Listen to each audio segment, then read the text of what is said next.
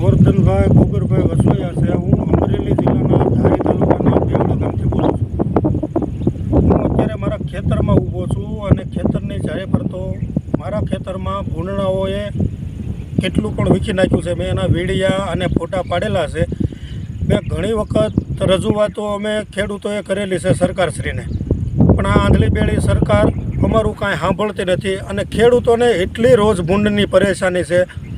અત્યારે માંડવી ઉગી ગયેલી છે, સિંગ મગફળી મારી ઉગી ગયેલી છે, કોટા ફૂટી ગયેલા છે, છતાં મારું આખું ખેતર વીખી નાખેલું છે।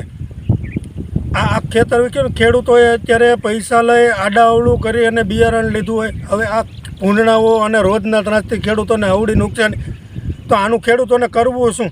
સરકારશ્રીઓને રજૂઆત કરો, અધિકારીઓને રજૂઆત કરો, કોઈ આ બાબતથી કાંઈ કહેવાવાળું છે જ નહીં।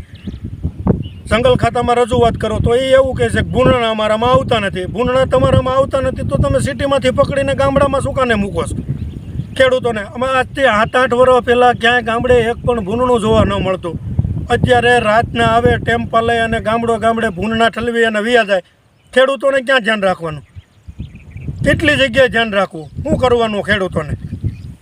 તો મારું સરકારશ્રીને નિવેદન છે કે અમને આનો કંઈક યોગ્ય નિકાલ થાય રોજ ભૂંડનો, અને ખેડૂતો શાંતિથી ખેતી કરી શકે એવું અમને માર્ગદર્શન આપે અને અધિકારીઓને સૂચના આપે કે આનું કરવાનું હું। આ મારી નમ્ર વિનંતી છે।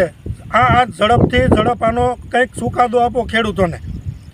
ખેડૂતો નહીંતર આવી રીતે ખેતરો ભેળાઈ જાય તો ખેડૂતો આત્મહત્યા કરવા મજબૂર થશે।